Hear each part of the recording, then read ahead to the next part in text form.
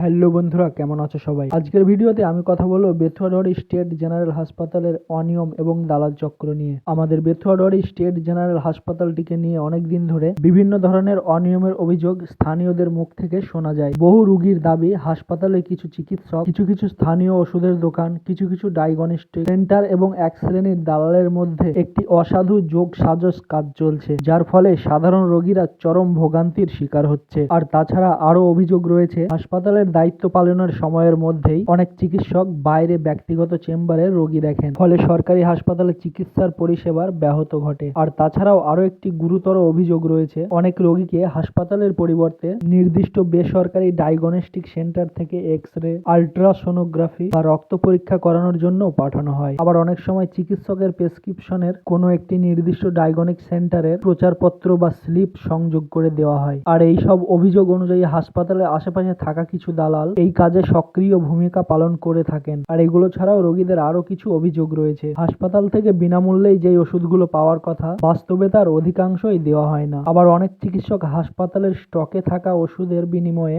এমন কিছু ওষুধ লিখে দেন যা শুধুমাত্র হাসপাতালের বাইরে নির্দিষ্ট কয়েকটি দোকানে কিনতে হয়, আর তার ফলেই দরিদ্র রোগীদের অতিরিক্ত অর্থ ব্যয় হয়। আর তাছাড়া সরকারি হাসপাতালের মূল উদ্দেশ্য হলো মানুষকে স্বল্প খরচে বা বিনামূল্যে উন্নত চিকিৎসা প্রদান করা। আর যদি সত্যি এরকম অনিয়ম দালাল চক্র বেথুয়াডহরি হসপিটালে থেকে থাকে, তবে তা দ্রুত নিরপেক্ষ তদন্তের মাধ্যমে প্রকাশ্যে আনা হোক এবং দোষীদের বিরুদ্ধে কঠোর ব্যবস্থা নেওয়া হোক। আর তাই প্রশাসনের কাছে সাধারণ মানুষের একটাই প্রত্যাশা, বেথুয়াডহরি স্টেট জেনারেল হাসপাতালের স্বচ্ছতা, জবাবদিহিতা এবং মানসম্মত স্বাস্থ্যসেবা নিশ্চিত করা হোক, যাতে প্রতিটা রোগী তার প্রাপ্য চিকিৎসা সেবা পেতে পারে। আর দর্শককে বলবো, আমার কথায় যদি আপনারাও একমত হন, তাহলে এই ভিডিওটি বেশি বেশি করে শেয়ার করে দিন এবং সেই সমস্ত লোকেদের কাছে পৌঁছে দিন যারা গরিব মানুষদের সঙ্গে দালালি করে খায়।